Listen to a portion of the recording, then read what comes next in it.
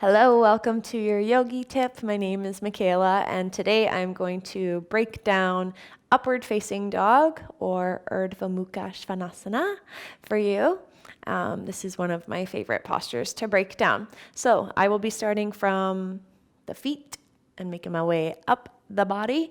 Definitely going to check out the legs, what's going on with the hips, the shoulders, arms, all of that jazz. Okay, so when you're coming into your upward facing dog, I'm just going to start in a down dog and make my way through into a high plank, chaturanga, and then pressing up, I'm going to untuck my toes. So the tops of my feet are grounded. That way you have something to press into. And when you press into the tops of your feet, it engages your thighs, which helps to float your legs up off of the mat. Okay, so the thighs are engaged, the legs are active, and you just want to make sure that you have space in the hips. So it's almost like you're reaching your heart through and really pressing down into those tops of the feet. So you're not just sinking the hips down. Active legs to lift the hips up a little bit. Yeah? Let me take a break for a moment because that's a lot to hold. Okay, and the next thing you want to keep in mind is wrists under shoulders. And make sure that you actually have them, shoulder width or maybe even a little bit wider so that you've got space for your heart and your chest to reach through, right? So press into the tops of the feet.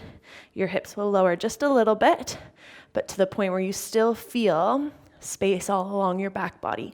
Strong legs, wrists under shoulders, press into your knuckles, reaching your heart through. Shoulders away from the ears, really active through those arms and through your legs. Amazing.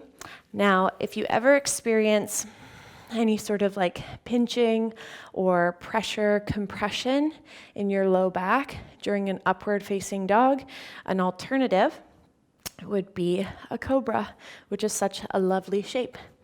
When you're moving through your vinyasa, you would make your way all the way down to your belly. Your hands will be right beside your chest. Same idea as the upward dog. You press down into the tops of your feet, legs engage, lifting your heart up, and there's not a whole lot of weight in your hands, but the shoulders are away from the ears.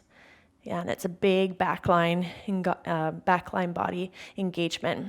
And make sure your chin is just slightly tucked so you're not lifting your chin up and cranking through the back of the neck. Instead, you want that long spine, creating length. Alrighty, that is your upward facing dog and cobra. Thanks for joining me.